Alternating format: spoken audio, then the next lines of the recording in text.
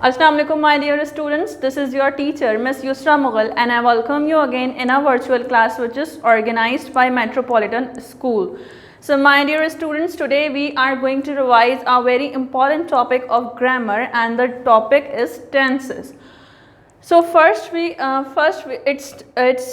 important to know that what are the tenses. Tenses are basically the time and we have 3 times.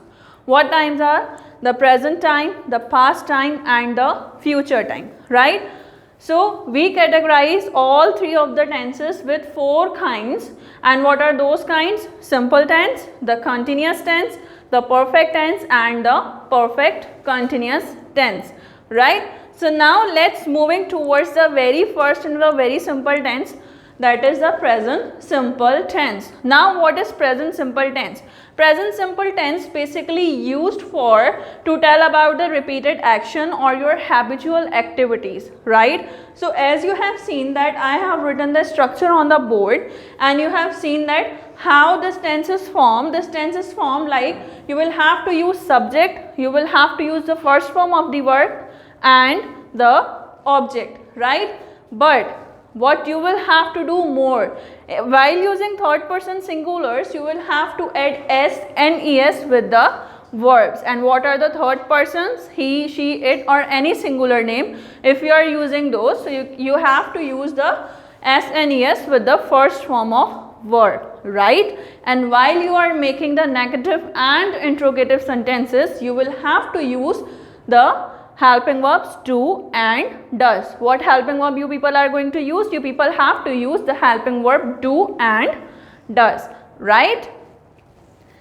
But keep one thing in your mind, that while you are using does with the third person singulars, right? While you are using does within the sentence, right, as in helping verb, so what you will have to do, you will not allow to put s and es with the verbs, right? I told you that use s and es while you are using third person singulars, right? But when you are using does in it, there is no need to put s and es with the verbs, right? And you have to use do with the first and the second person, right? Now let's moving towards another tense, that is the present continuous tense. Now what is present continuous tense? As you have seen with the name that there is a thing written, it's continue, and I already told you before that try to make a definition by the name of the tense, right?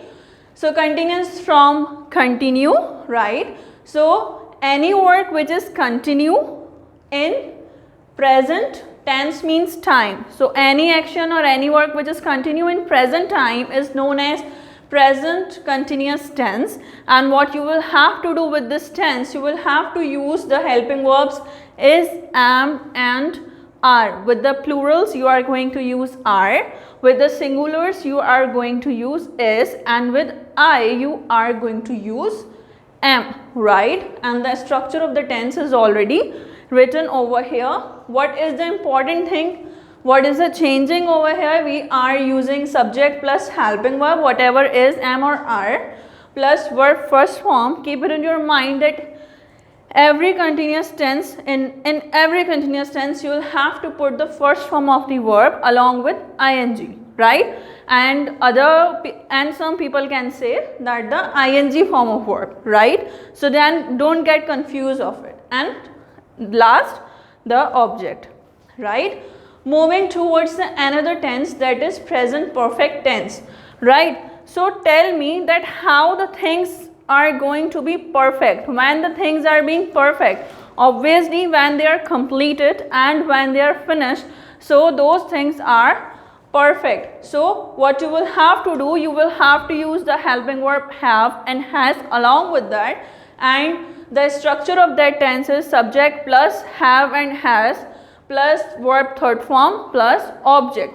So any work which is completed, any work which is finished is known as the present perfect tense, right? Now let's moving towards another tense, that is the present perfect continuous tense. We have already seen in the name that continuous, right? So thing which comes in our mind, that will have to use which form of the verb? We are going to use the first form of the verb along with ing plus object plus since for and plus extra word. So what is the difference and how where you people get confused? You people get confused in writing what? You people can confuse in the use of since and for. So it is very simple. If you know the actual time, the time when the thing is start, so you will have to use the since, right? And the time is not mentioned, it's not confirmed, so you will have to use for in that tenses, right? So this is very simple, and very simple and important, that you will have to mention when there is a time mention, actual time mention, you will have to use since, and when the time is not mentioned, you will have to use for. With the daytime, you will have to use since, because when you are talking about the morning, the night, so you are telling them the confirmation time that since morning, it means that today morning, right? So the time is perfect, the time is known, so you will have to use since for that. And for the uses of since and for, you will have to go through with the PDF of and there, where I can tell you the perfect in detail the uses of since and for. Now now this is all about the present simple present tenses. We have discussed the present simple tense, the continuous tense, the perfect and the perfect continuous tense, right? So now let's moving towards the second type of the tense, that is the past simple tense. What to do with the past simple tense? Any work which has been done, which we have done, so it's come in the past simple tense, and I have written the structure over there, that how this tense is formed. This tense is formed like subject plus verb, second form plus object, and when you are going to use did over there, whenever you are supposed to make negative and interrogative of the tense, you are supposed to use did with that. And if you are using did, so what is the structure of that tense? You are not allowed to use the second form of the verb, right? Whenever you are using did as an helping verb, no need to use the second form of the verb, right? The did is already the second form, and grammar won't allow you to do that, right? Now let's moving towards the past continuous tense. As I already told you in the present continuous tense, that any work which is going on in the present time, so similarly that any action or any work which is going on in the past time is known as the past continuous tense, that an action is was happening in the past, right? So the helping verbs are the was and were. With the singulars you are using was, and with the plural you are using what? Were. And here is the structure. As I already told you, with all the continuous tenses, you are going to use the ing form, right? First form along with ing, right? Now let's moving towards the another tense, that is the past perfect tense. Perfect means completed, anything which is finished. So anything which is finished in the past time is known as the past perfect tense, and the helping verb which is we gonna use is had, right? So here is the structure. I already told you in the present tense that whenever there is a perfect tense, you are going to use the third form of the verb. So here this is the structure of that very tense, right? Moving towards the past perfect continuous tense. And what was the helping of the past perfect continuous tense? The helping verb is had been, right?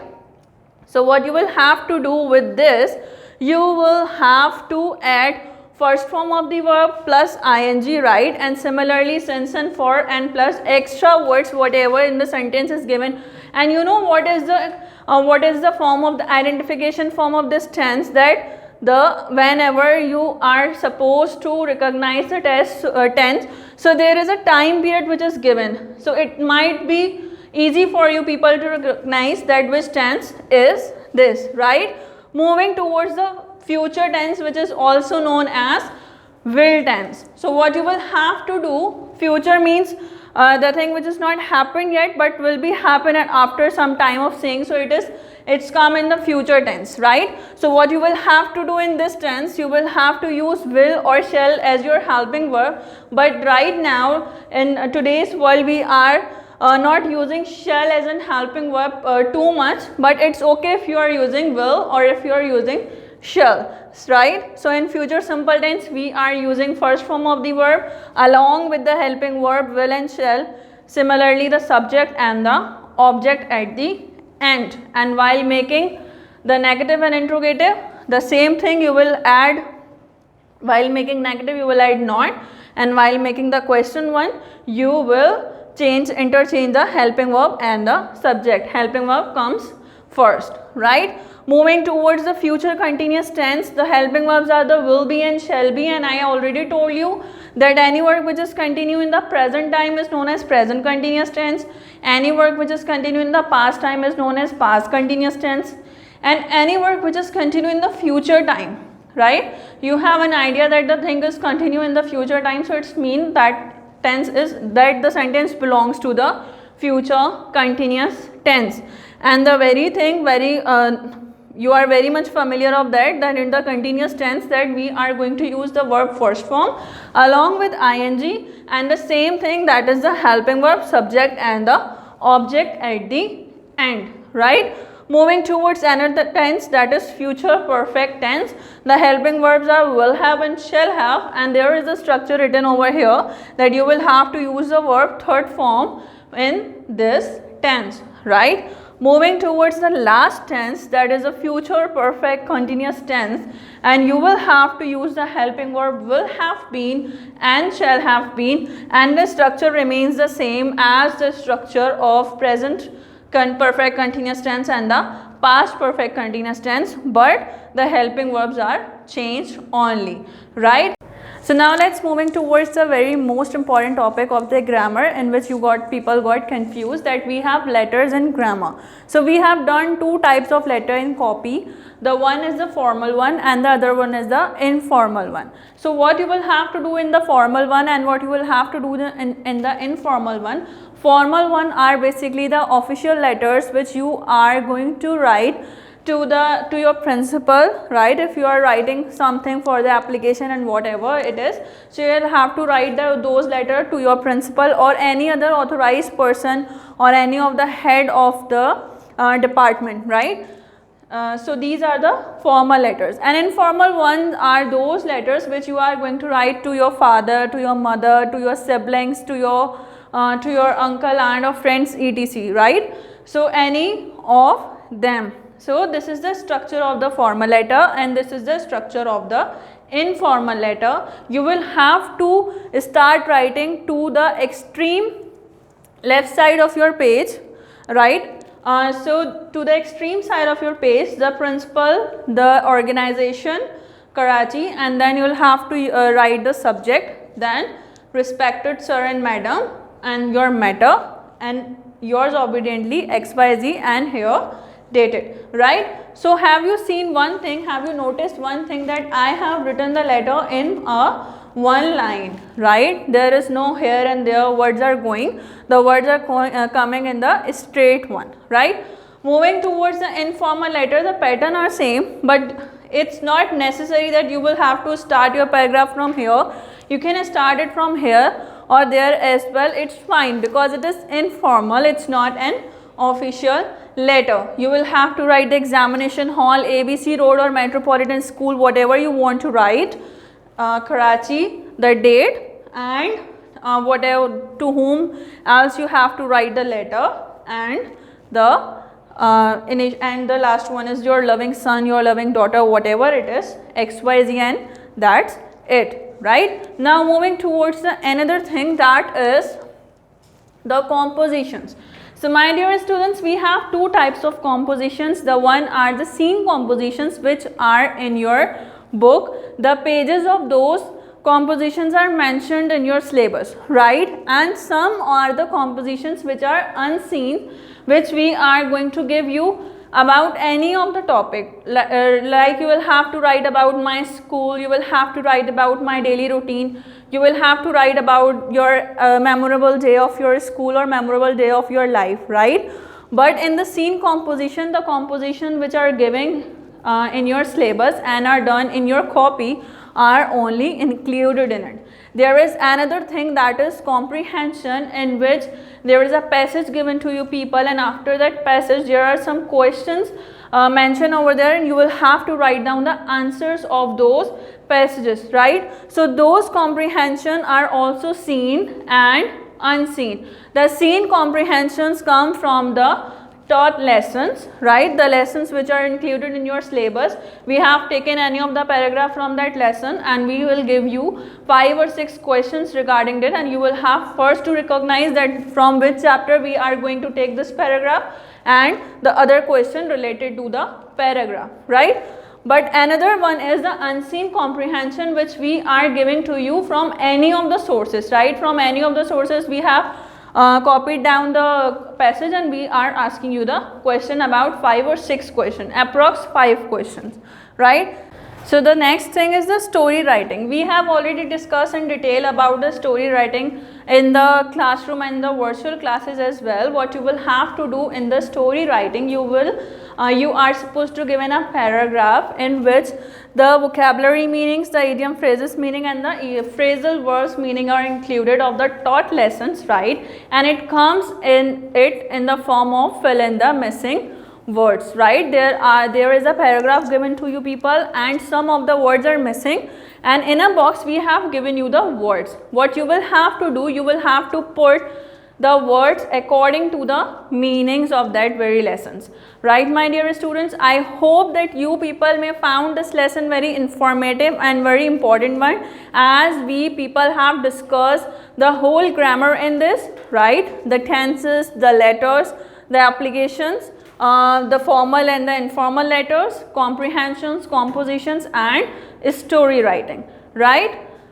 Best of luck for your examinations. Allah Hafiz.